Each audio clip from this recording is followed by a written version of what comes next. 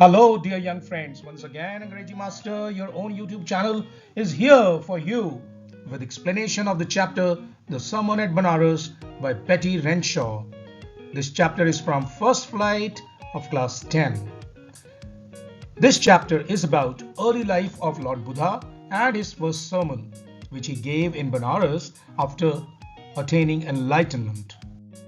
This chapter is divided into two parts. One is about the transformation of Siddhartha into the Buddha, and second is about the first sermon delivered by him. Born as a prince, Siddhartha Gautam enjoyed every privilege as anybody born in the royal family would have.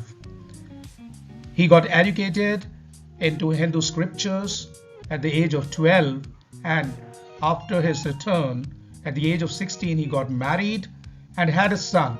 He enjoyed almost every luxury for almost 10 years, befitting his royal status. At the age of 25, Prince Siddhartha, who had been protected from all the hardships of life, encountered human suffering for the first time.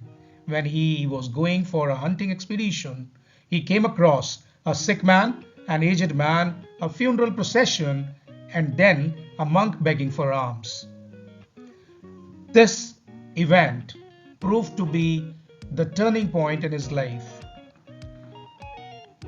He started thinking about finding a solution, finding an answer to all the sufferings of human beings.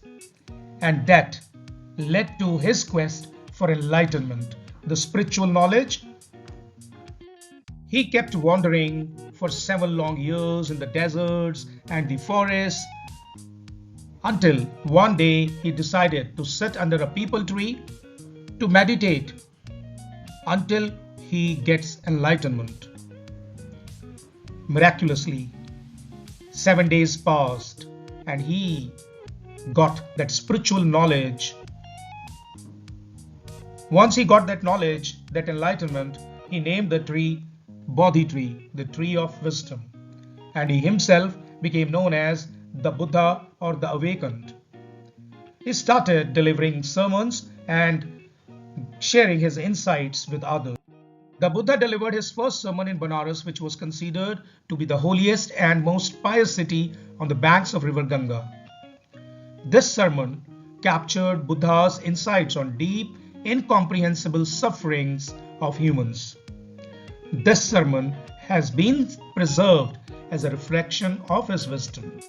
Kisa Gautami, who had lost her only son, kept on running from pillar to post, from one neighbor to another for want of medicine. But no medicine could revive him because her son was dead. Her neighbors thought that she had gone mad. One man, only one man, came to her rescue.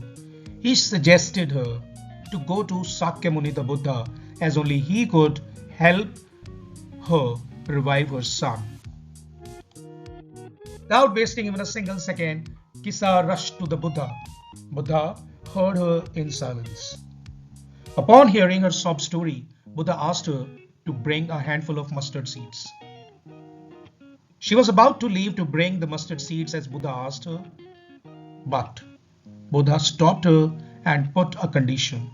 And the condition was she must bring the seeds from a house untouched by loss. No deaths of family members, no deaths of friends. Buddha didn't want to make fun of her. Actually, there was a purpose, a deep purpose behind this. He wanted to teach Kisa Gautami a lesson that death is inevitable. There is no human, there is no living being who could remain untouched by death and grief. Kisa didn't bother. She rushed to seek mustard seeds. People in the community were eager to help her this time.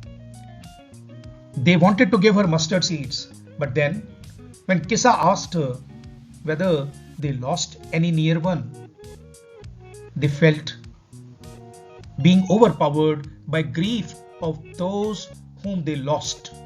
They requested her not to make them remind of their loss. Kisa became exhausted, hopeless, and she sat down on the wayside to reflect upon her grief. As she was sitting there, she observed the lamps with lights flickering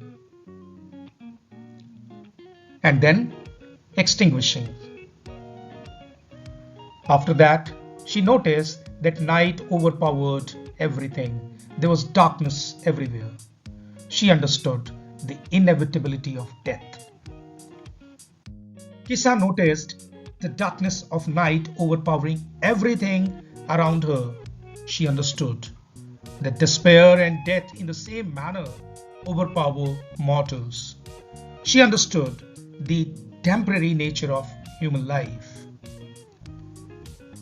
She also acknowledged her own selfishness in her grief, and that death is common to all.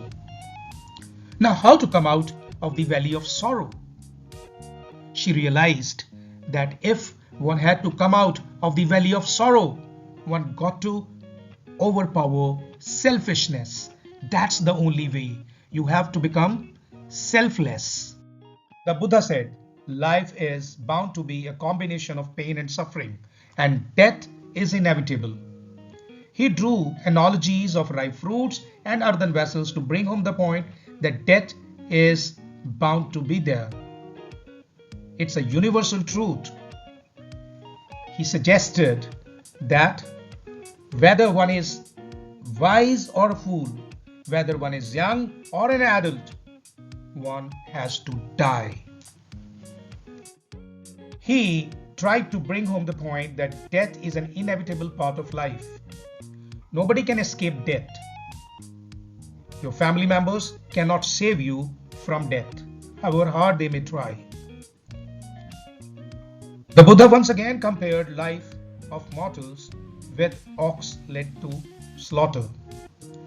He suggested no amount of mourning of relatives, no amount of sorrow could bring them back. Therefore, wise people understand the nature of life and death, and they alleviate themselves of grief and enjoy peace of mind. So one must understand that this entire world is suffering from death and decay, and one must try to overpower sorrow in order to enjoy peace of mind. Once again, Buddha tried to make people understand that lamentation, sorrow, and grief do nothing but they increase the pain. They would in no way bring back the dead. Therefore, if you need peace, you must remove the arrow, you must draw out the arrow of lamentation and try to observe calm and composure. And because that only could bring you freedom from sorrow, and that would bring peace and tranquility to you. Now let's have a look at the title and the message of the story. The title contains a very important word sermon, which means a moral discourse. Here, this moral discourse is being done by the Buddha in the city of Benares. Therefore, the title becomes quite significant because it happens to be the first sermon delivered by the Buddha. The message of the story is that embracing the truth of death leads to spiritual awakening and peace. Here is a list of archaic phrases used in the story. You may go through them at your own pace. Thanks for watching. Do like, share and subscribe the channel to get notification for our next lesson. Till then, goodbye.